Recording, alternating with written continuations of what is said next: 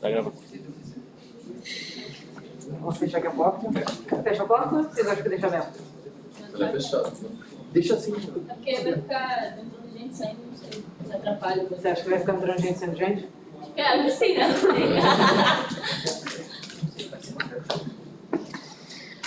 Bom, gente, obrigada pela participação. Vamos começar aqui o evento dos 28 anos do LIP, que a gente chamou de Aprendizado pela Extensão. Obrigada a todos por estarem aqui.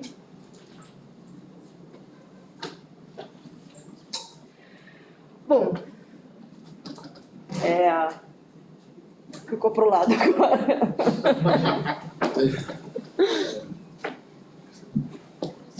Vai. Pode ser, não sei. Direitor antes, né? Porque... Ih, não, o chefe do departamento. deixa mais ou menos centralizado isso. Pode ser. Obrigada. Samuel vai me ajudar aqui com os slides.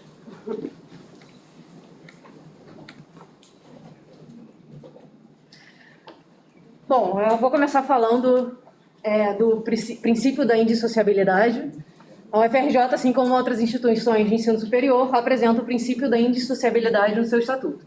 Mas o que é indissociabilidade? Indissociabilidade quer dizer que uma coisa não pode existir sem a outra. E na universidade a gente tem 3 pilares, que são ensino, pesquisa e extensão.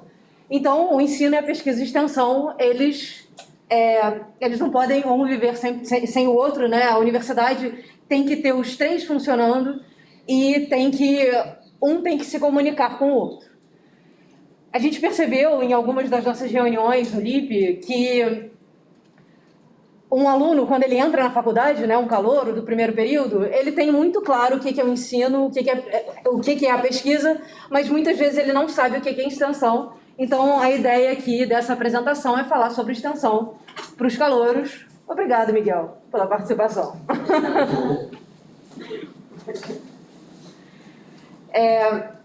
Então, o que é extensão? A gente vai falar aqui da extensão na perspectiva do LIP, que essa perspectiva é uma perspectiva que dialoga com o NIDES, que é o Núcleo Interdisciplinar para o Desenvolvimento Social, e com outras unidades também. Acho que todas as unidades concordam que a extensão é a conexão entre a universidade e a sociedade, mas a questão é como fazer essa conexão, essa conexão. Bom, para o LIP, a gente considera que a extensão ela tem que ter esses 3 pontos aqui fundamentais. Existem algumas diretrizes de extensão estabelecidas no Plano Nacional de Extensão, mas a gente vai falar um pouco mais delas daqui a pouco, né, de uma forma um pouco mais formal, mas eu vou começar aqui falando de uma forma um pouco mais informal sobre os pontos que o LIP considera importantes. Então, para começar, a gente considera que a extensão ela tem que ser praticada através da comunicação de saberes. O que isso quer dizer? A universidade tem os seus saberes, a sociedade tem os seus saberes, é importante saber escutar os saberes da universidade e fazer uma troca. Além disso, isso tem que ser feito de uma forma não assistencialista. E é muito comum, né, a gente tem um ditado, né, que é a gente ensinar a pescar ao invés de dar o peixe. Então, essa aqui é a ideia aqui desse não assistencialismo. Conseguir ensinar e fazer com que a sociedade, né, os setores, eles caminhem por conta própria, né, que eles criem uma independência e, com isso está associado também a essas práticas emancipatórias. Então, os 3 aqui estão conectados entre si, né? Para que seja não assistencialista também, é importante ouvir a sociedade, é importante saber o que a sociedade precisa, o que eles... os saberes deles, o que eles necessitam mesmo. É importante ter essa troca. E é importante que isso seja aplicado de forma a fazer com que a sociedade possa caminhar com as próprias pernas. Bom, para aprofundar um pouco mais, a gente pegou aqui uma citação de um texto do Moacir Gadotti, que é do Instituto Paulo Freire, e ele diz que o Instituto Paulo Freire entende a extensão como um espaço de formação cidadã e de produção de conhecimento, além de ser um espaço privilegiado de interlocução entre as comunidades, que oferece elementos para repensar o político-pedagógico da universidade como um todo. Então, a gente vê que aqueles 3 pontos que eu falei ali no slide anterior, eles estão inseridos aqui nessa fala, né? Interlocução com as comunidades, essa troca de saberes, essa comunicação de saberes. Tem que ter uma produção de conhecimento, né? O conhecimento, ele não pertence somente à universidade, tem que ter essa troca para que a gente produza um conhecimento. E com isso, a gente considera que a extensão é um dos tripés e é um ponto fundamental para que a gente consiga transformar a universidade repensando o projeto político-pedagógico. Daí vem a participação na formação do estudante de graduação, né? A gente considera que a extensão é muito importante para a formação do estudante,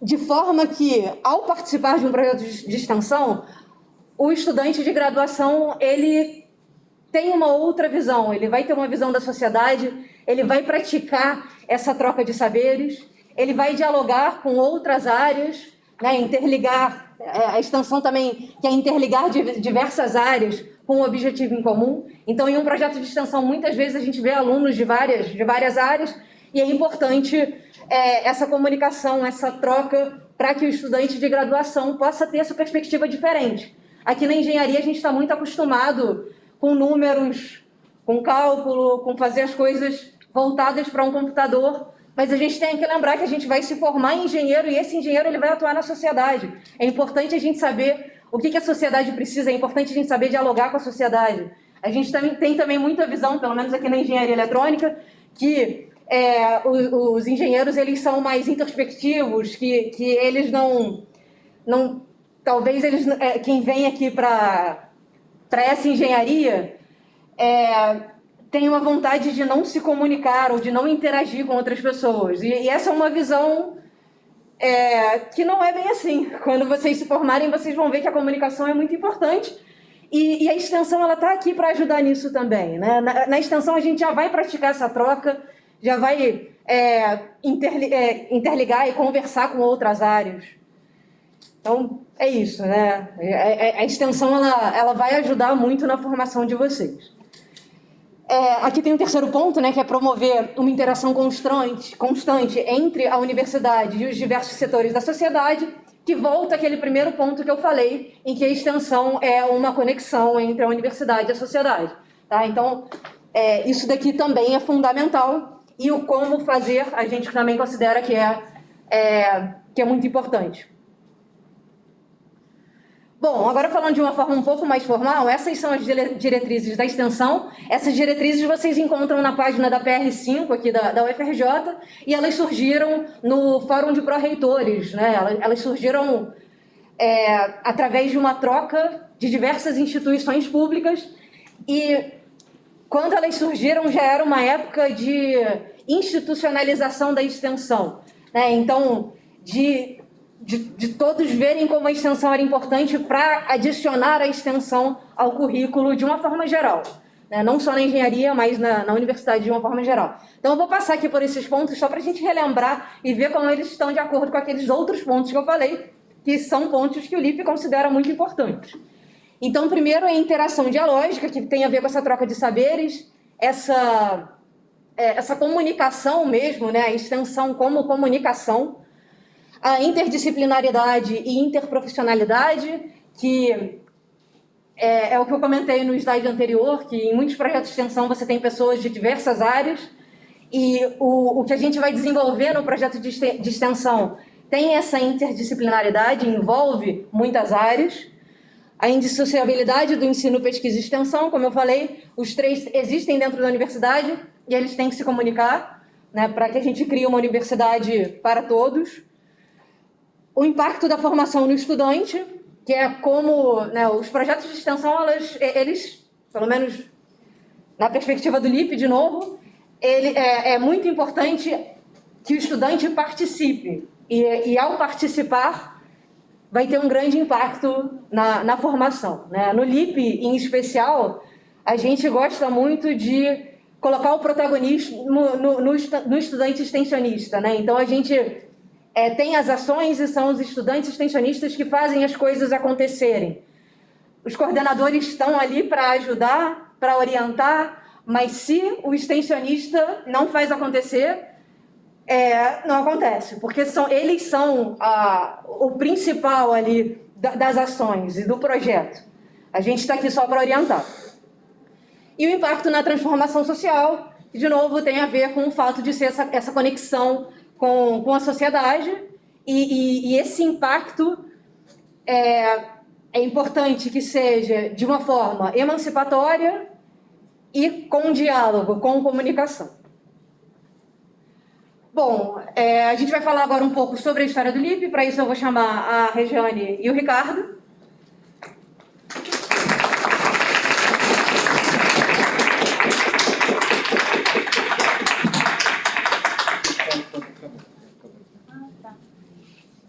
Fala, Leon. Oi, Leon. Então, acho que é muita...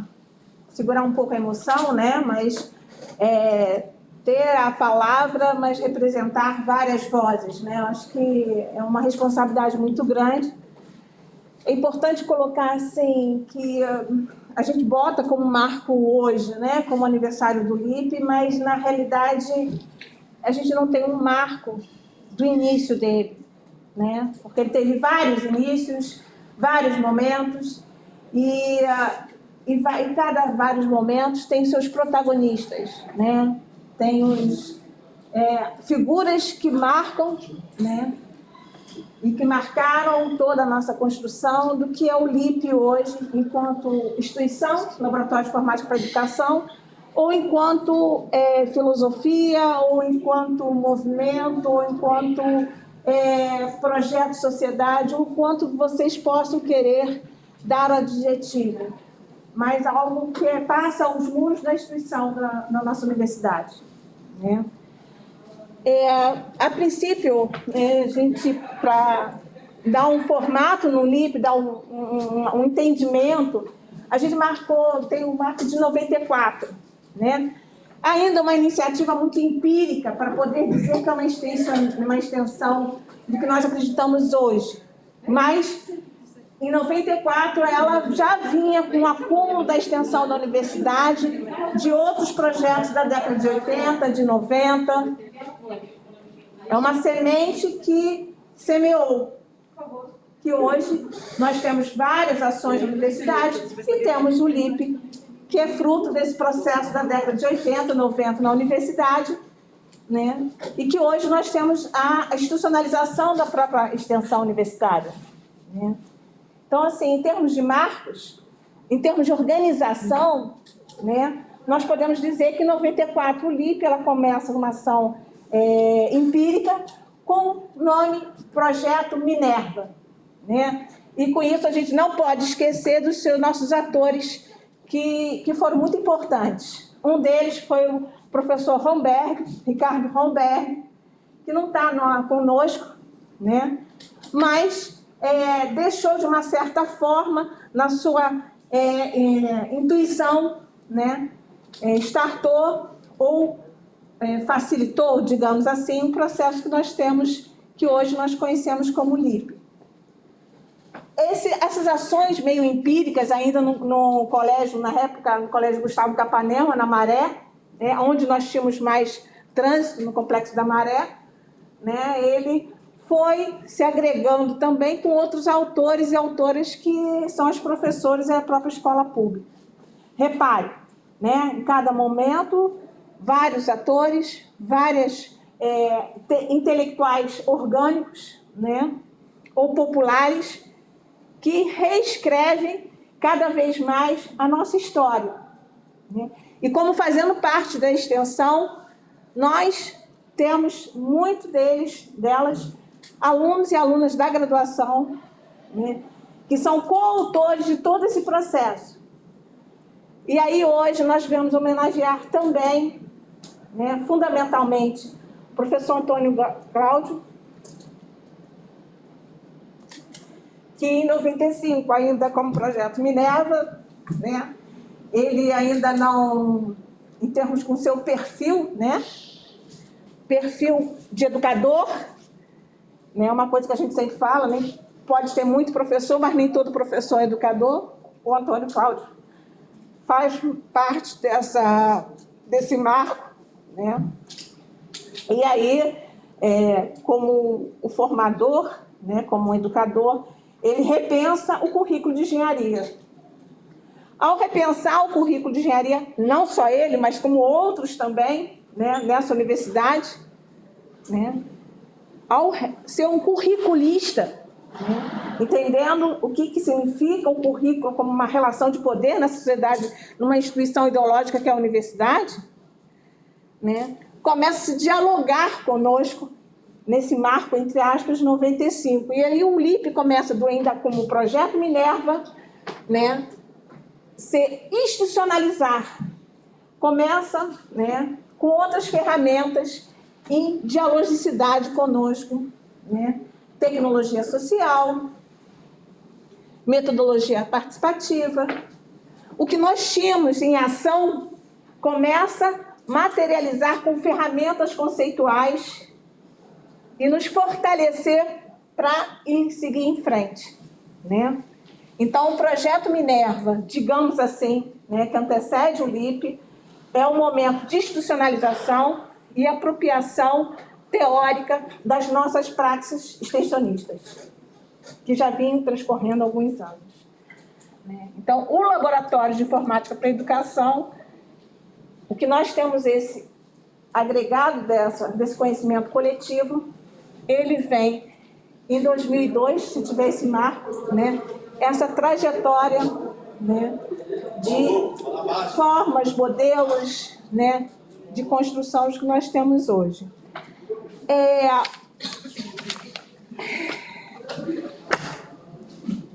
É muito simbólico o IP, né?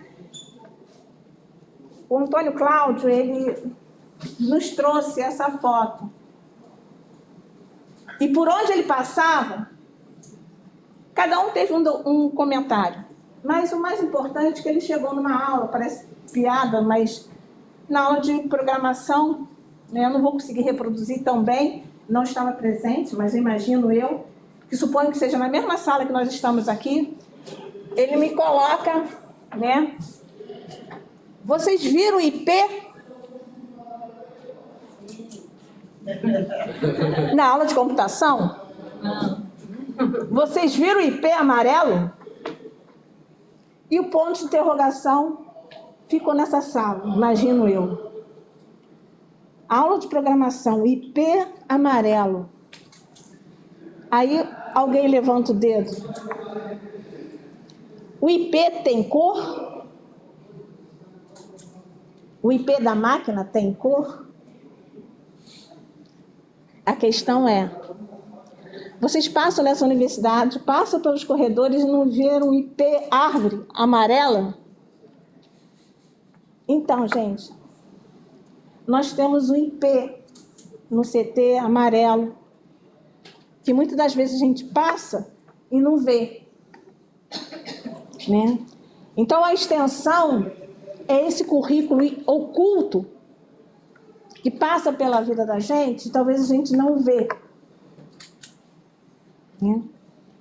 E aí nós temos que observar coisas que nós não enxergamos.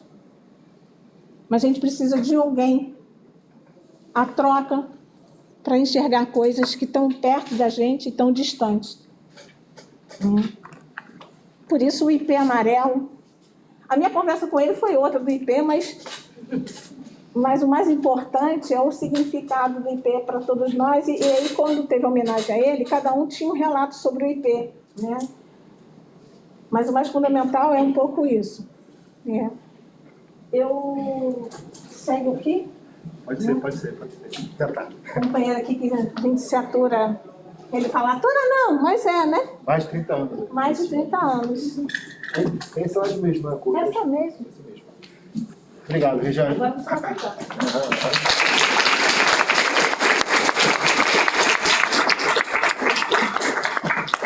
Então, nós tivemos o prazer de trabalhar com o professor Antônio Cláudio Gomes de Souza aí, 25 anos, né? E muito interessante trabalhar com ele, porque ele não tinha uma questão assim enfática, ele não era assim, um cara de grandes discursos, ele era uma pessoa de trabalho, muita persistência, e também ele deu muita oportunidade, né? Eu imagino, olhando para trás agora, né?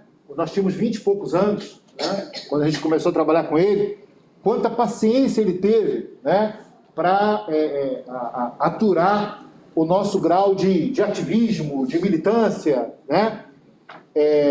A gente querendo transformar o mundo e o Antônio Cláudio querendo fazer a gente entender sutilmente que era muito importante a gente fazer esse link, né? Como a Fernanda falou aqui antes, com a questão da formação dos engenheiros e, mais do que isso, a formação dos graduandos, né? Eu lembro que ele começou a montar uma tabela, lembra, Rogério? Eu não entendia por que o Antônio Cláudio estava tão preocupado em montar uma tabela mostrando o número de alunos que eram atendidos nas escolas, de professores que eram atendidos nas escolas, de funcionários que participavam do projeto, de professores, mas também de alunos da graduação, de alunos da pós, né?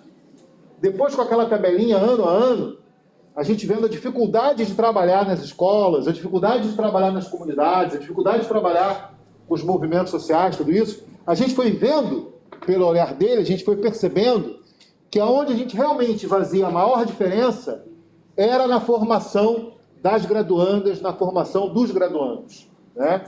Realmente a gente foi entendendo que, por mais que a gente ficasse dando murro em ponta de faca, né? Porque a gente tinha que parar de trabalhar na escola por causa da violência do tráfico, ou porque mudava a direção da escola, ou porque mudava uma associação de moradores, né? Ou porque era impossível entrar já naquele território, lá em Campo Grande, e por aí vai. Mas essa formação, né? Essa formação mais ampla do aluno da graduação era realmente algo que a gente conseguia ir avançando e ir percebendo, né? Tanto é que hoje uma ex-aluna nossa é a nossa coordenadora, né? Eu acho que isso a Fernanda, né, resume bem esse link, né, sério, entre alguém que foi aluna, extensionista, e entre vários outros extensionistas da época da Fernanda, de antes e de depois, que continuam trabalhando com a gente, que continuam participando, que continuam colaborando, né? A Rafaela mesmo, que foi da época, né, ajudando, que é hoje em dia professora substituta na ciência da computação. Ou seja, esse olhar que o Antônio Cláudio foi muito gentilmente, né, fazendo comigo e com a Rejane, né, entender essa questão da formação do graduando. E a gente não pode esquecer, pessoal, que o Antônio Cláudio, e aí o LIP entra nessa luta junto com o Antônio Cláudio, tem muito a ver com uma outra universidade, né? Uma universidade realmente que atenda às necessidades da população, que atenda às necessidades da grande maioria da nossa sociedade, né? Eu lembro muito bem, Regiane também deve lembrar, como é que ele ficou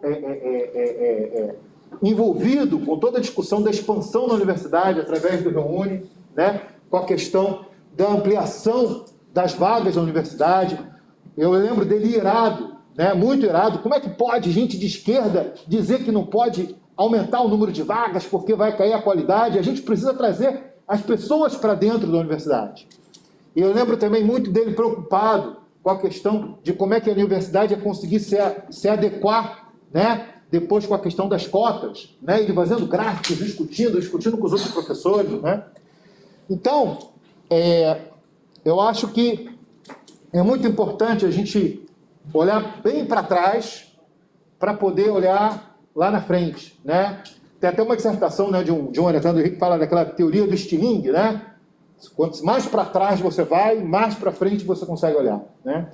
Se a gente olha para a história de vida do professor Antônio Cláudio, quando ele era aluno da graduação, quando ele era aluno lá no Rio Grande do Sul, ele já estava trabalhando, ele já estava militando, né, junto com o Brizola, né, contra o que depois viria a ser o golpe de 64. Né? Ou seja, ele estava como militante, né, contra o fascismo daquela época, né, contra a direita daquela época, lutando por uma outra sociedade, né, lutando pela questão da democracia, tudo isso. A gente foi vendo essa luta do Antônio Cláudio, junto com a gente, dentro da universidade, né? Então, para tentar resumir, para tentar fechar, eu acho que se a gente aponta para o futuro, é a continuação nessa luta por uma universidade popular, né? Mas uma universidade popular, não apenas porque tem o povo aqui dentro, né? O povo representado, né? Tanto das classes mais pobres quanto das classes mais privilegiadas, mas que seja algo representativo desse percentual, né? Que nós tenhamos muita gente do povo aqui dentro, né? Então, uma universidade popular, porque está justamente com o povo como aluno. Mas também uma universidade popular, porque está se preocupando em pesquisar, em estudar os temas que são mais importantes para essa população, certo? Será que a gente quer uma universidade só se preocupando em discutir pesquisa de ponta, né? Como bem sinalizava um outro grande companheiro do professor Antônio Cláudio, que era o professor Fernando Amorim, né? Será que todo recurso do povo tem que estar a gente associado apenas a ficar discutindo lá a grande pesquisa de ponta que se faz na Europa, que se faz nos Estados Unidos, que faz um grande centro de pesquisa, ou a gente tem que trazer o povo aqui para dentro, no sentido de que pesquisemos os problemas do povo, estudemos a questão popular. E para finalizar, será que a extensão, né, não pode também ser um ponto de partida para a gente repensar as metodologias de ensino? Porque não adianta trazer o povo aqui para dentro, através das cotas, e esse mesmo povo ser expulso por essas provas de cálculo, por essas provas de física, por essa metodologia antiga, reacionária, que é ligada para um outro tipo de aluno, certo? Essa metodologia de ensino, né, que é utilizada aqui, e de pesquisa também, não é de interesse, não está relacionada com a forma, né, como a nossa juventude precisa e pode aprender, certo? Então, será que a gente não precisa também, então, repensar, né, tanto o currículo, como a Regiane falou, que o Antônio Cláudio pesquisava, quanto as metodologias, como eles fizeram vários encontros, né, sobre metodologias de ensino de engenharia, tudo isso? Será que justamente a gente não precisa, através, né, como estímulo da extensão, a gente discutir também o próprio ensino, né? Então, a gente é uma postura um pouco mais ousada, né, do que simplesmente imaginar o tripé, mas acreditar que, através da extensão, a gente pode muito bem repensar a universidade. Para que serve essa universidade? A que modelo de sociedade a gente está pensando nessa universidade? Queremos uma universidade realmente a serviço apenas do capital, a serviço, né, das grandes empresas, a serviço do lucro, a serviço da destruição do planeta, ou queremos uma universidade que realmente sirva às pessoas e principalmente a grande parcela da população brasileira? Então, acho que isso aí está na luta lá do Antônio Cláudio, né, da época que ele era aluno, né, e eu espero que esteja no futuro, né, de que vários de vocês aqui, né, seja como engenheiros, profissionais de diversas outras áreas, e muitos de vocês venham trabalhar na universidade, participar dessa luta de uma construção de uma universidade que seja realmente, né, que possa se dizer popular, né, a serviço dos interesses da população. Eu vou só fechar aqui, a gente conversou antes de estar dialogando com vocês, uma coisa que me faltou, acho que um pouco nervosa, mas é sempre uma emoção, né? Cada dia sobre o tema, né? Mas uma preocupação que nós tivemos muito forte, né? O que significa o nosso papel na extensão, numa universidade pública, e um movimento muito forte, muito reacionário, né? Que está na nossa sociedade. Então, disputa de projeto, disputa de permanência na universidade, né?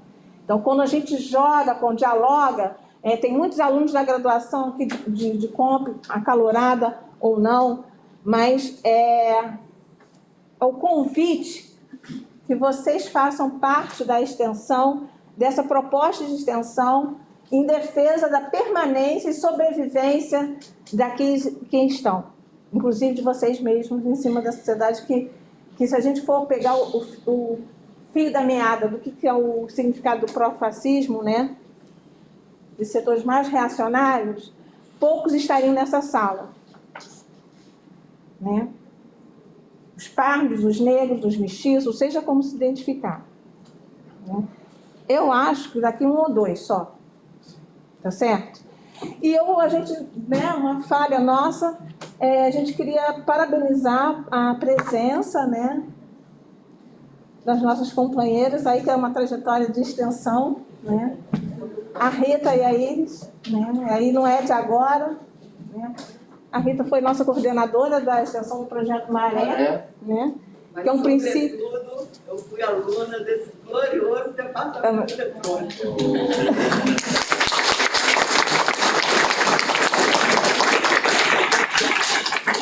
Aproveitando a emoção, eu também queria agradecer uma pessoa que não está mais conosco, que foi o Horácio Macedo, né?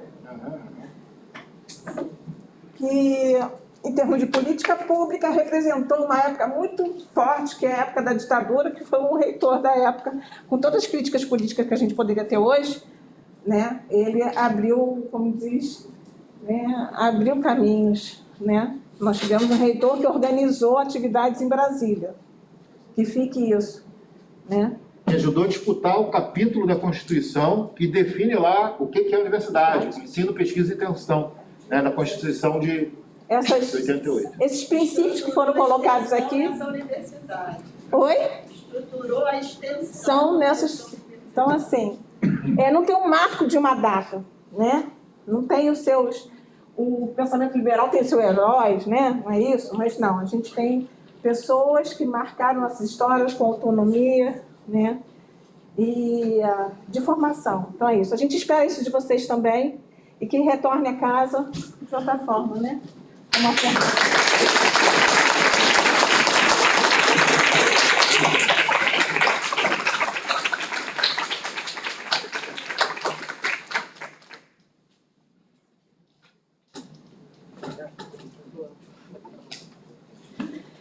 Bom, para falar um pouco mais sobre o LIP e sobre as linhas de pesquisa, eu queria chamar os extensionistas que puderem contribuir.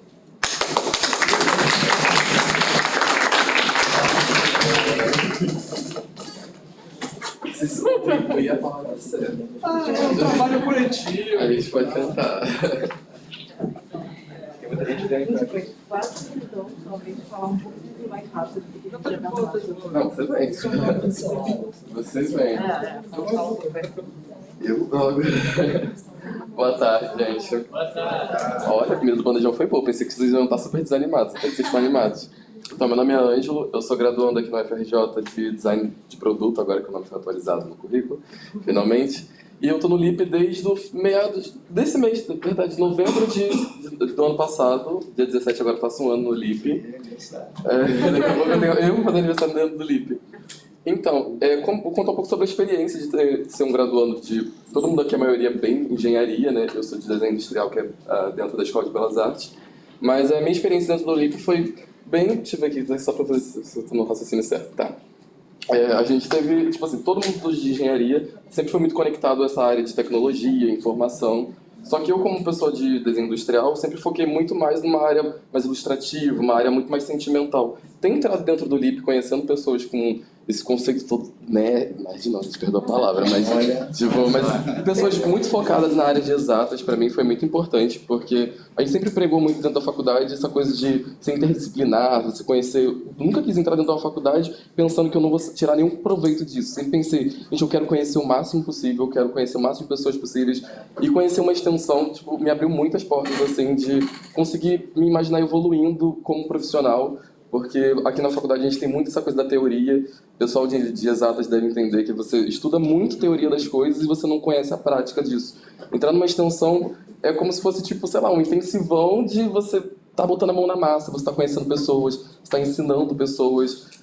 Eu não faço licenciatura, então para mim nunca foi uma coisa fácil pensar em estudar para ensinar alguém. Ficava tipo assim, não, eu estudo para poder me virar do jeito que eu consigo na vida e é isso. Só que não, gente, quando você vai aprender para poder ensinar outra pessoa, eu acho que você entende muito mais o valor e a importância disso.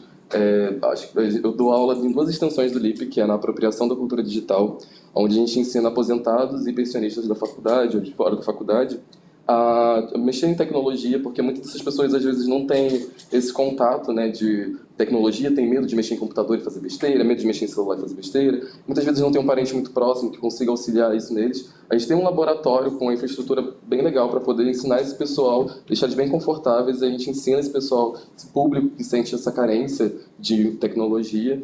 E outro extremo é a aula que eu dou na oficina básica, reforço escolar da oficina que tem numa vila, para as crianças da vila universitária.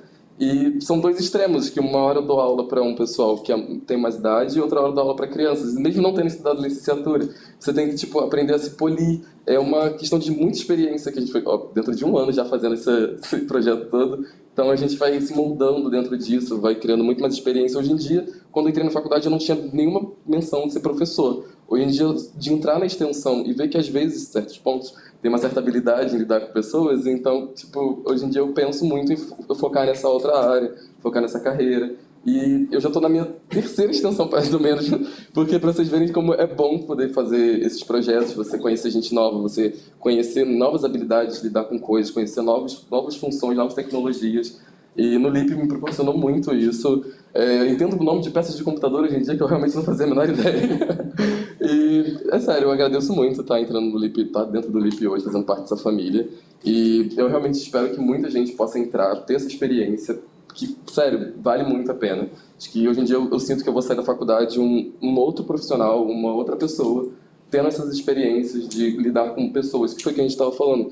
O que é a sociedade, sabe? Às vezes a gente entra na faculdade, a gente acaba se fechando dentro dessa bolha de informações e a gente se prende aqui. Só que o que a extensão faz é literalmente a gente furar essa bolha e puxar a gente de fora e puxar a gente de dentro para fora também, para mostrar o como que é importante estar dentro da faculdade, você ter esse conhecimento todo e não deixar só preso aqui dentro, não só elitizar esse conhecimento, deixar pessoas de fora conhecerem isso e mostrar para eles que eles também podem conhecer isso e entrar dentro da faculdade, sabe? Muitas pessoas que não têm muito acesso a essas comunicações e informações. Então é muito importante, eu acho, o trabalho de todas as extensões dentro da faculdade. Muito bom saber que está super estruturado hoje em dia. Aí, sei lá, gente, entrem nas extensões, sejam bem-vindos.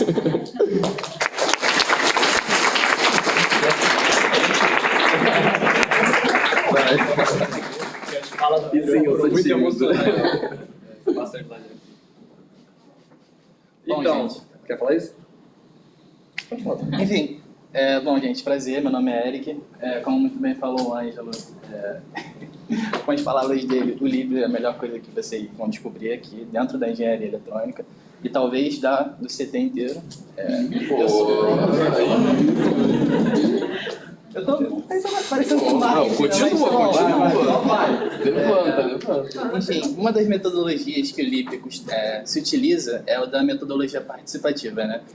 A metodologia participativa é a gente conseguir ensinar aprendendo. Vamos dar um exemplo. No mês retrasado, a gente estava fazendo uma formação com estudantes de ensino médio, também de pessoas aqui do CT, pessoas de letras, que não tinham tanta conexão assim com a nossa área de engenharia eletrônica, de mexer em computadores, em computação. E a metodologia participativa, nessa ação que a gente teve, a gente estava aprendendo com eles e também ensinando, porque o conhecimento que a gente traz, que a gente recebe na universidade, como foi falado aqui já, é muito mais teoria do que prática. Então, nessa ação que a gente teve essa troca com o pessoal, porque tiveram alguns técnicos que, como eu falei, eram pessoas de ensino médio, também tinham estudantes de técnico, que tinham conhecimento que a gente não possuía da área de manutenção de computadores e, sabe, enfim. Não, eu queria falar de um exemplo muito bom, que foi aquele que a gente foi num colégio de Nova Iguaçu, Baixada, se tiver o favor, esqueci de falar isso. A gente foi num CIEP, visitar o CIEP e ensinar as crianças a fazer a manutenção dos próprios computadores do laboratório da escola.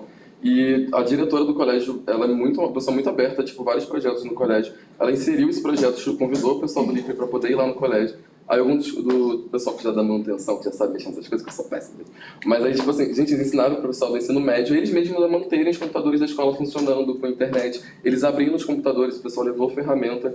Então, tipo, para pensar como que a gente saiu muito da prática, da teoria, e foi na prática. As próprias pessoas que botaram a mão na massa, abriram os computadores, mexeram em bastante coisa. E essa troca, tipo, a gente aprendendo como lidar com eles e como trocar essas informações e eles absorvendo esse conhecimento. Não, tomar eles de protagonista, né? Sim, total. Quando a gente não precisa nem mais ir lá, que o pessoal da escola já sabe todo consertar as próprias coisas. A escola não precisa nem mais chamar técnico. Enfim, pode ir. Ô, Lourenço, você quer falar um pouco também? Então, um exemplo, a gente estava, durante as férias, a gente fez um curso de resíduos. E aí o pessoal da cooperativa participou. E quando a gente vai comentar algumas coisas, o ato de ser muito técnico, e aí eles falaram, então isso aí é o bater, que é o ato de separar. A gente, então podemos falar agora, quando a gente for falar com os cooperados, que o ato de separar, que a gente chama de da desmontagem, né, da segregação, a gente vai falar só o ato mesmo de bater na esteira. Então a gente vai, ao escutar, a gente percebe que não precisa falar um nome bonito.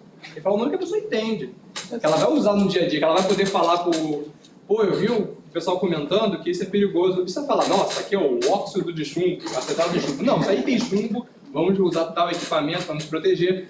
Então, até o ato de ter cuidado de como fala, auxilia muito a eles a absorver e se apropriar do conhecimento. Então, é por isso que a gente se pauta bastante em metodologia participativa. Eu acho que casos de exemplos assim são muito bons. Vou passar aí. Então, gente, essas aqui são algumas das atividades mais gerais que a gente realiza no LIP, no Laboratório de Informática para Educação. Vocês já devem ter ouvido falar do ensino de programação para alunos de ensino médio da nossa coordenadora, Fernanda, principalmente. Eu não sei, eu não tive aula com a Fernanda de Comp 1 aqui na eletrônica, mas eu gostaria muito de ter tido. Ele sempre chora quando tem oportunidade. Eu choro. Mas, além dela, tem a ação de apropriação digital, que o Ângelo falou, que tinha algumas áreas dentro dela. A área de resíduos eletroeletrônicos, gerenciamento de resíduos eletroeletrônicos. E a parte mais da infraestrutura, que a gente vai dar um pouco mais de foco agora para cada um. E, inclusive, pessoas de cada área sintam-se à vontade para falar um pouquinho sobre cada ação mais específica. Deixa eu passar isso. Bom, ensino de programação, começando. Pessoas de programação gostariam de dar seus relatos, explicar um pouco sobre. Maurício, chega mais.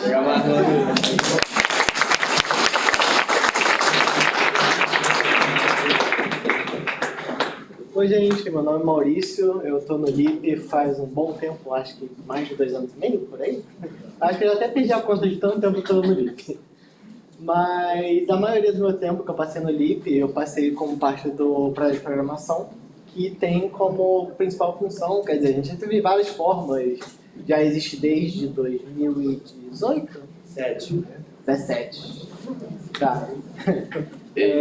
Mas basicamente tem uma longa trajetória aí, então a gente já reformulou ele diversas vezes, mas eu acho que o melhor relato é o do mais atual, que a gente está realizando atualmente, que basicamente ele está sendo EAD ainda por conta da pandemia, a gente ainda não conseguiu adaptar muito bem a situação para voltar ao presencial.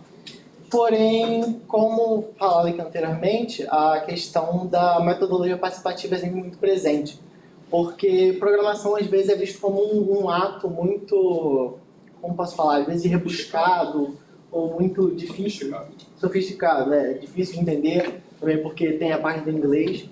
E uma das principais dificuldades que a gente tem é transformar isso numa coisa mais simples de ser absorvida e conseguir passar esse conhecimento sem que pareça muito longe da realidade daquela pessoa. Passar aquele conhecimento de uma forma que ela saiba como usar no dia a dia, como ela possa, sabe, poder utilizar aquilo por uma coisa na vida dela e não que sirva só como um conhecimento a mais ou um diploma que ela recebe. E é muito bom ter também essa troca do conhecimento, de você poder falar com alguém que tem outra realidade e você poder absorver aquilo também para você poder depois passar aquilo de uma forma melhor para outras pessoas. Então essa troca é sempre muito importante, é sempre muito boa. E o curso em si também sempre a gente faz um projeto final, que é muito interessante de se ver, porque tem muitas ideias, muitas coisas diferentes que as pessoas fazem e você vê como cada pessoa utiliza daquilo para a vida dela e como ela põe em xeque algo que ela precisa. Então, eu creio que seja isso.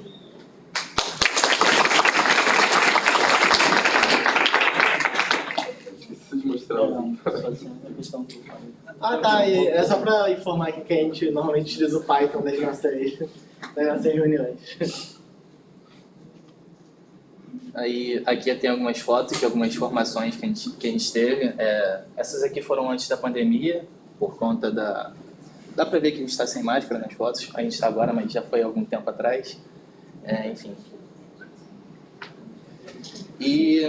Mas agora a gente está com algumas ações mais específicas dentro da área de programação, assim como tem nas demais. Dentro da área de ensino de programação, a gente tem o ensino de programação para meninas e também o ensino de programação para os alunos de ensino médio.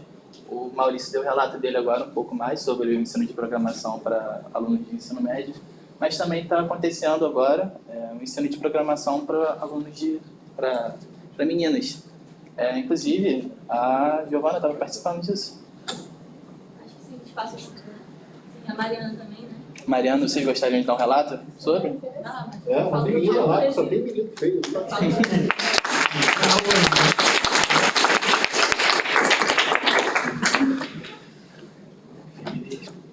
Bom, o ensino de programação para meninas tem um pouco a ver com o ensino para alunos de ensino médio também.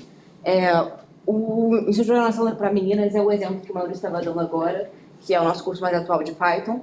Está sendo dado para 3 CIEPs, principalmente, né? O CIEP de Bangu, de Nova Iguaçu e de Campo Grande. Está acontecendo toda segunda-feira, a gente já está partindo para um momento final e a gente está usando justamente a metodologia de projeto, né? Então, a gente chegou no momento que a gente já distribuiu os projetos, né, para cada aluno e eles vão construir o conhecimento deles de programação a partir disso. Bom, o ensino para alunos de ensino médio tem um pouco a ver, porque também é para o CIEP de Campo Grande, é o espaço Ubuntu, onde eu, a Giovana e o Gustavo temos muito contato atualmente.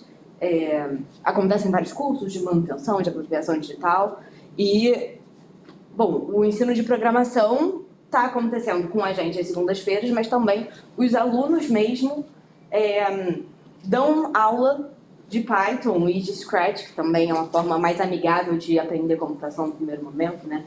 Eu não sei se vocês conhecem aqueles programar através de cubinho em português mesmo, é uma forma mais amigável de aprender programação. Então, os alunos mesmo estão dando aula para os próprios alunos. Então, num semestre você é aluno, no outro semestre você é monitor, no outro você é professor. E é muito legal que eles estão conseguindo manter os cursos. A gente está lá para dar um apoio, para tirar a dúvida que precisa tirar, para, enfim, dar o suporte, mas eles mesmos estão se mantendo. Acho que é basicamente isso, não sei se tem uma coisa a acrescentar. O porquê que é focado só para meninas? Então eu acho que é importante falar que, bom, claramente eu sou a única mulher nesse palco. eu acho que é meio que por isso, né? Eu acho que engenharia que é, né, atrair mulheres para a engenharia. E mais do que isso, lá o espaço Ubuntu é um espaço muito feminino, que é muito legal. Elas mesmo se incentivam a participar. E eu acho que uma coisa que eu sinto muito indo lá e estando com as meninas é que elas acham muito incrível o fato de eu ser uma mulher na engenharia. Isso é muito, para elas é um mundo muito distante, elas não conseguem se ver no meu lugar. Eu acho que eu senti que quando eu fui lá e elas me conheceram, acho que elas começaram a perceber que era possível ser uma mulher na engenharia. Então, eu acho que é por isso que o curso é para meninas, justamente para saber que ciência, tecnologia, engenharia e computação também é lugar de mulher. É isso aí.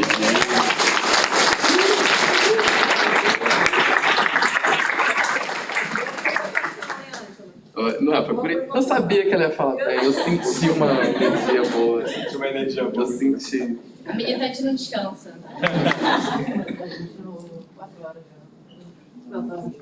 Tá na corrida, vamos acelerar? Não, deixa a menina falar. Eu carro que não atrás aí. Pode falar da educação, vai. Você quer me calar? Não, então, eu sou extensionista desde 2018. Só que eu sou graduando desde 2013, né? Então, eu me formei na UFRJ já, certo? Eu estou fazendo mestrado, vou para o doutorado agora. E uma coisa que a extensão me ensinou foi falar. Né? Assim, quando eu entrei na extensão, eu tinha uma amiga que vinha do colégio já. né? Quando eu saí da extensão, que foi em meados de 2020, por aí, eu tinha vários. Eu formei uma família. Ou seja, a extensão, ela me ensinou não ser tão robô, né? Que parece que a gente é. Só que a gente vai evoluindo. Só que eu demorei um pouco para evoluir, né? Não, é por isso. Assim, a extensão, ela ajuda você a se comunicar, fazer amigos, fazer uma família, né? Não é só amigo só por dizer, é uma família mesmo, né? Olha isso, aqui. Eu tenho uma formação inteira baseada nessas pessoas e foi uma formação que foi 2 anos, 3, né? Só que eu tive 5 anos antes de formação em engenharia. Eu faço agora graduação em física, eu faço mestrado em engenharia mecânica, estou terminando agora e vou entrar no doutorado no ano que vem. Por isso que a extensão é tão importante assim. Assim, vocês... para mim, assim, a extensão no começo não era obrigatória. Nunca foi, na verdade, né? Mas agora é por causa do currículo e tudo mais. Só que, você vê, eu entrei na extensão sem ser obrigatório e eu formei a família. Então, é por isso que é, né, tão importante assim. Assim, isso.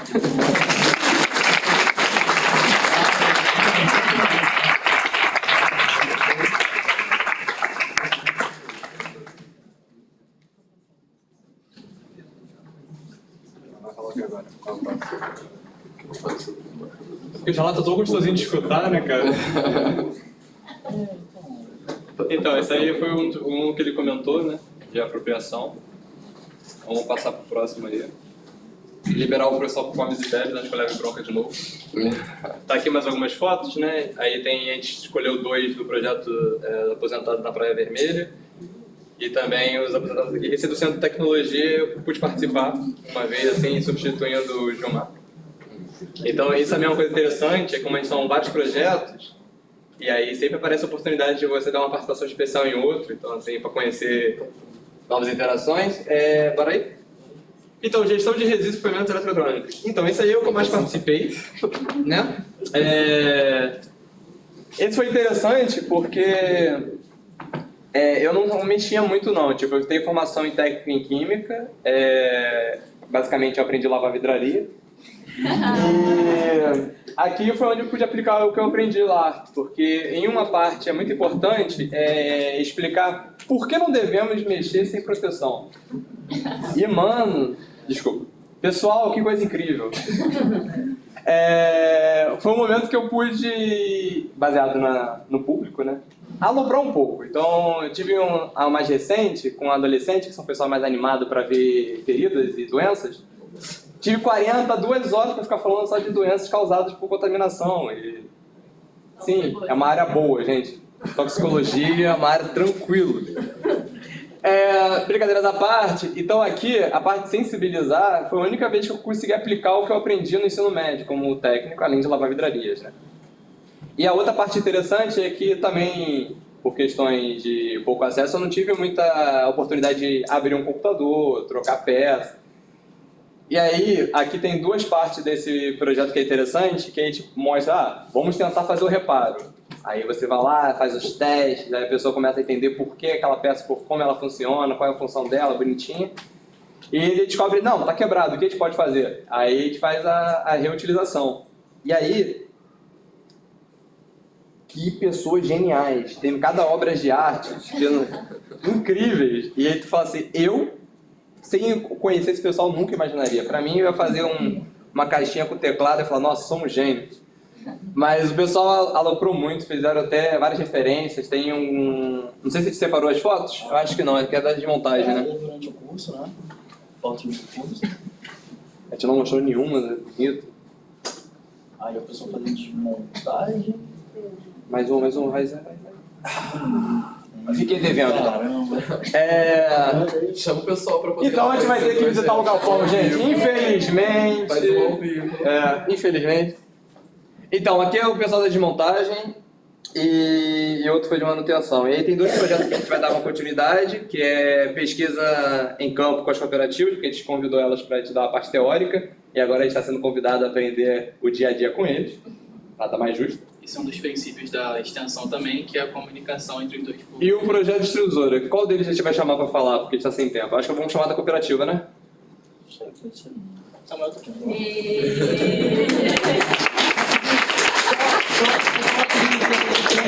Só falar rápido, todo mundo responder. Tá querendo calar uma mulher? Mas eu freestyle. Oi, gente, boa tarde. Meu nome é Giovana. E eu sou da engenharia elétrica, né? Diferente aqui, acho que a maioria é da eletrônica, né? Eu sou da elétrica, né? Filhos. Então, atualmente eu faço parte do projeto de resíduos, né? Aqui do LIP, de resíduos eletroeletrônicos, e a gente está fazendo uma pesquisa de campo. A gente está visitando uma cooperativa lá em Maria da Graça, a Copa Ideal, e aí a gente está conhecendo o dia a dia da cooperativa. Como assim, né? Tipo, a gente vê como eles trabalham, os materiais que eles reciclam, como eles reciclam, para onde vai, como eles trabalham em si. E aí, essas visitas estão acontecendo normalmente às terças-feiras de manhã. Está sendo muito divertido aprender com eles. A gente conhece termos que a gente não conhecia, como bater, que é tipo separar e colocar lá na esteira, separar plástico, papel. E mais que? Extrusora não. E o outro projeto. O outro projeto é extrusora. Outro projeto que a gente está trabalhando agora é o projeto da extrusora, né? E tem como objetivo dar uma outra utilização para o plástico de resíduos eletroeletrônicos que seriam descartados. No caso, a extrusora é uma máquina que tem a capacidade de derreter o material e dar uma outra forma para ele. E o intuito desse projeto é utilizar justamente esses plásticos, né, eletroeletrônicos, para fazer filamento para impressão 3D. E é isso, o projeto em si é isso. Beleza. Agora, só para finalizar, falando um pouquinho não um projeto muito bem, mas é uma manutenção da infraestrutura do LIP, que a gente, faz o que basicamente o nome da ação faz, a gente cuida da infraestrutura do LIP, que é manter, os objetivos do projeto são manter o ambiente do laboratório propício ao ensino, pesquisa e aprendizado, desenvolver autonomia na utilização, reparo e manutenção no campo da informática, nesse caso principalmente dos extensionistas, e capacitar os extensionistas, como eu falei, a promover a compreensão e uso da tecnologia para a comunidade. Por quê? Porque a gente tem lá os equipamentos do nosso laboratório e a gente precisa manter eles ativos, funcionais, para as outras ações poderem utilizar eles lá nos laboratórios, quando a gente tem as capacitações ou algum outro evento que a gente precisa que eles estejam funcionais, e também para a gente conseguir fazer o nosso trabalho, né? Da gerência, de todos os outros projetos, enfim. A infraestrutura meio que coloca nos trilhos, todo mundo vai. Pode passar aí? São os exemplos, né? Manutenção, como eu falei, a manutenção dos computadores, a gente aprende bastante sobre peças de computadores, as funcionalidades de cada peça, o estudo e estruturação de redes para a gente conseguir manter as redes do laboratório funcionando, o gerenciamento de servidores para a gente conseguir fazer as coisas que estão dentro dos nossos projetos estarem totalmente acessíveis em um único lugar. A gente consegue colocar em prática vários pontos que a gente aprende na nossa graduação. E algumas outras ações, não vou estender muito, mas o Espaço Ubuntu, como a Mari falou um pouco, a robótica para educação, que o nosso amigo participa, quer falar uma palhinha rápida? Pô, rápido pra mim é até uma boa, né, gente? Mas enfim... a ideia é bem simples, a programação ajuda o pessoal a organizar, mas ainda falta um pouco da materialidade. Tem pessoas que preferem ver, uma coisa mais física, mas... Então, assim, a ideia da robótica seria a pessoa escrever um códigozinho, usando o Scratch, por exemplo, e ver... No caso que estou fazendo recentemente, é um joguinho que você fica clicando no Arduino e fica lançando flecha para furar balão. Mas também poderia fazer um drone, dar um voo, um flip, que é o que eu estou tentando fazer. E também a ideia é eu mexer um braço, né? Então, assim, a robótica é para trazer materialidade às linhas do código que a pessoa estuda. E essas ações costumam estimular bastante a atenção de estudantes de ensino médio, principalmente, que não têm tanto acesso a esse tipo de informação, de tecnologia. Então, isso costuma trazer bastante os estudantes para a universidade e assim a gente consegue levar de novo para a comunidade e fazer essa troca contínua de conhecimento. E... Não, agora já foi. Fique ligado nas nossas atividades. Alguém está recebendo pelo plano de breve. Gente, é sério, você me liga. Marta.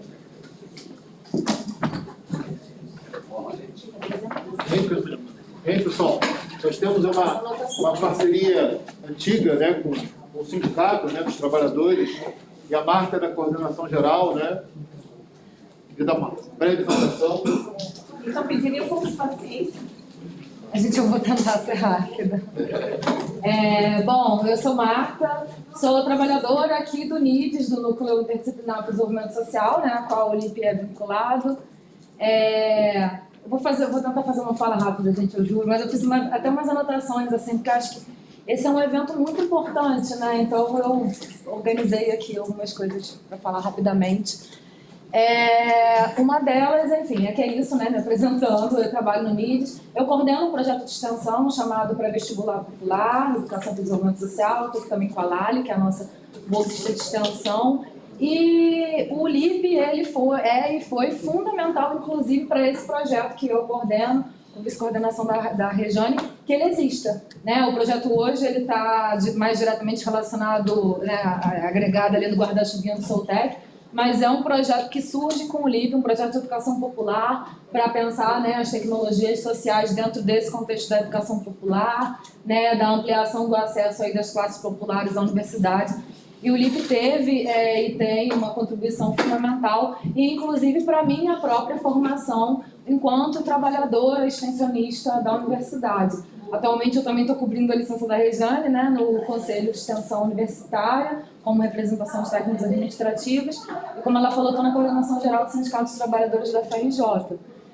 O LIP é um espaço, para mim, de muita importância, e para o NIDES, acho que como um todo, e de muita memória afetiva, né? Assim, enquanto vocês estavam falando, inclusive falando, né, do AC, que tem o seu legado, né, a sua memória o tempo inteiro aqui materializado nessa luta que é construída cotidianamente, eu fiquei aqui pensando, né, algumas coisas, inclusive no sentido da tecnologia, né? A tecnologia por si só, que não é alienada, que não é alienante, mas que dentro desse sistema que a gente vive, ela precisa ser, né? E ela precisa ser dessa maneira, inclusive para poder dar conta de uma contradição que a gente vive num mundo de profundo avanço tecnológico em pleno 2022 e a gente tem quase 10% da população mundial passando fome. Então, só realmente construindo um modelo, inclusive um modelo educacional, que vai se refletir através dos currículos e da lógica de funcionamento da própria universidade, só construindo, de fato, um modelo alienante que impeça a gente de caminhar pelos corredores e olhar os IPs, né, que se constrói a manutenção disso. E o AC, né, porque não tem como estar aqui sem lembrar dessa memória e desse legado, ele sempre, para mim, representou dentro do NIDES a figura que vai na contramão dessa lógica. Na contramão dessa lógica que procura transformar os estudantes em robôs, na contramão dessa lógica que quebra a afetividade das relações. Então, o LIP, ele é um espaço fundamental, não só pela sua rica produção de conhecimento no ensino, na pesquisa e principalmente na extensão, mas também pelo seu cultivo de relações de afeto, né? E pelo seu esforço. Assim, isso para mim também é motivo de muita admiração e inspiração no LIP, e sempre foi também no AC, e aí falar de AC e falar de LIP se confunde, né? Inclusive aqui neste momento, porque isso tudo também é a materialização do legado dele, que nunca vai se perder. isso aqui representa o processo de resistência e de construção, né? De construção de afetos, de relações melhores, horizontais, de uma universidade popular que tem a cara do povo e que constrói tecnologia com o povo e para o povo. E aí, para finalizar minha fala também, quero, enquanto representação sindical, mais uma vez agradecer ao LIP pela parceria, que não vem de hoje, não se iniciou inclusive com a nossa gestão. É uma parceria antiga que a gente quer que siga aí caminhando, inclusive saudamos também a contribuição histórica que a companheira Rejane, que também constrói o LIP, tem para o movimento sindical da própria universidade, e o legado e a construção histórica que o próprio LIP tem na defesa da democracia, da autonomia universitária, né, de uma UFRJ pública, gratuita, de qualidade, socialmente referenciada, que é aquilo que a gente, enquanto sindicatos, trabalhadores e trabalhadoras, constrói e que eu tenho certeza materializada por toda essa praxis aqui apresentada e que não é de hoje, que também é um compromisso fundamental do LIP nesse solo tão árido que é o CT. Então, saudamos aí mais uma vez e a nossa parceria aí. A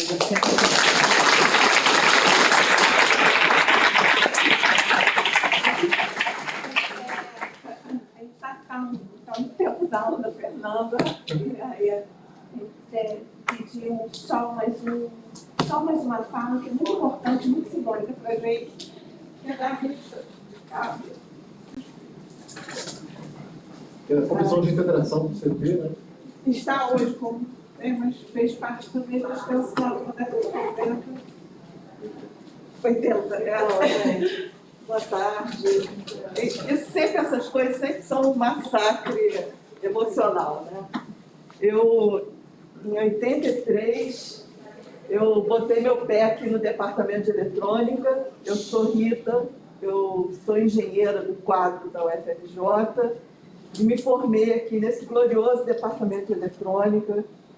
E a gente, como o companheiro falou aqui, a gente, à época, tinha como uma família, fiz muitos amigos e alguns mestres fundamentais, né? E um deles está sendo muito citado hoje, que é o professor Antônio Cláudio,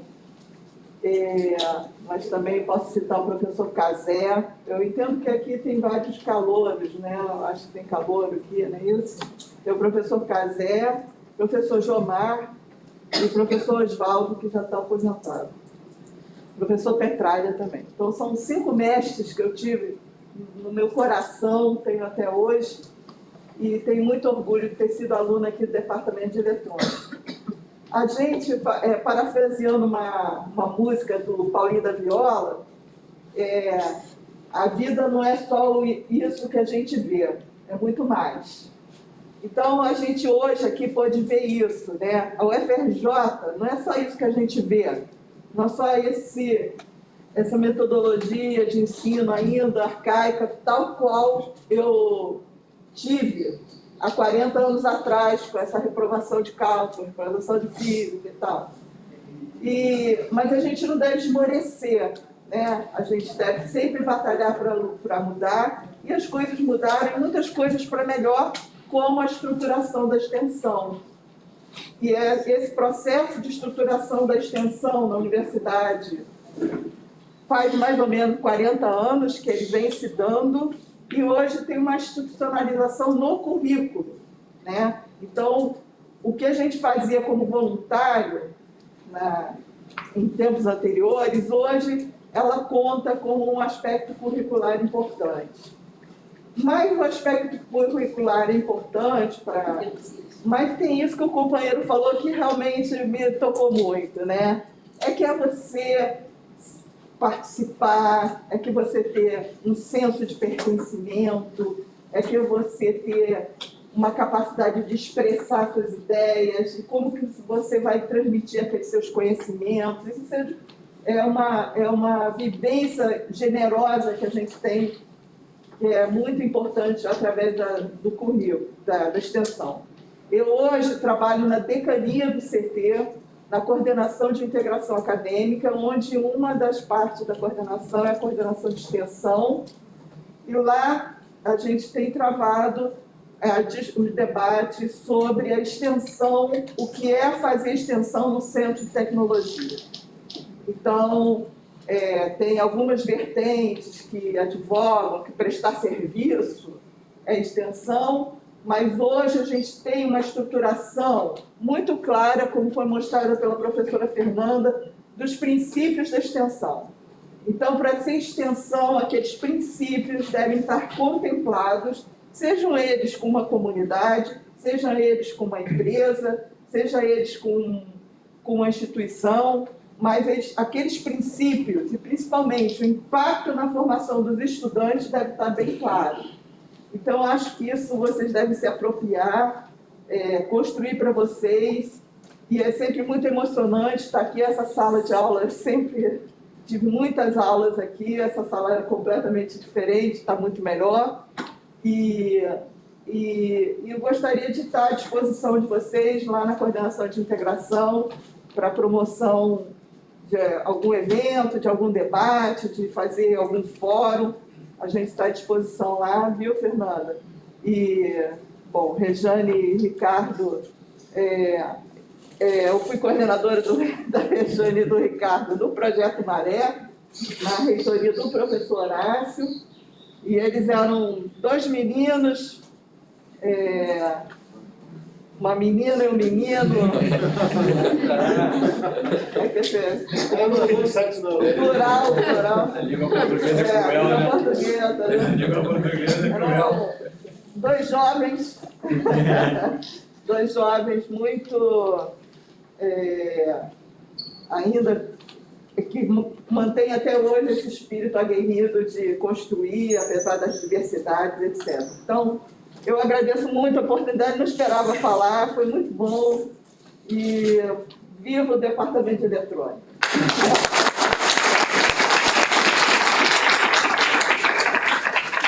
Vamos finalizar com uma leitura aqui do professor Henrique. Enquanto isso, eu vou fechando as coisas aqui, tudo bem? É ao contrário da Rita, eu pedi para falar. Eu só queria fazer uma homenagem aos 28 anos do LIP. Eu acho isso um prodígio, um portento, uma proeza, uma coisa a ser comemorada. Eu queria só ler um poema muito conhecido do João Cabral de Melo Neto, chamado Tecendo Amanhã. Um galo sozinho não tece uma manhã. Ele precisará sempre de outros galos, de um que apanhe esse grito que ele deu e o lance a outro, de um outro galo que apanhe o grito que um galo antes deu e o lance a outro, e de outros galos, e com muitos outros galos, se cruzem os fios de sol de seus gritos de galo, para que amanhã veja uma teia tênue se vá tecendo entre todos os galos, e se encorpando em tela entre todos, se erguendo tenda, onde entrem todos, se entretendendo para todos, do toldo, amanhã, que plana livre de armação. Amanhã, toldo de um tecido tão aéreo que tecido se eleva por si, luz de balão.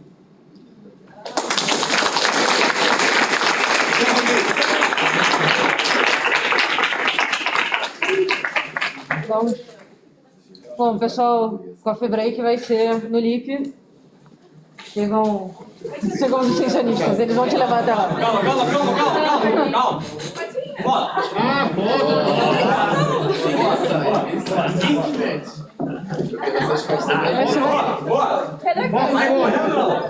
Foto. Lorenzo, foto como? Todo mundo em pé aqui? Cara, preciso da câmera. Quem tá com a câmera? A pessoa que tem câmera prefere foto como? Eu não vou dar palpite, não vou bater foto. A Monique, o que você acha melhor, Monique? Todo mundo aqui. O dono da câmera hoje é ele, ó. O dono da câmera é ele. É todo mundo aqui? Todo mundo aqui não.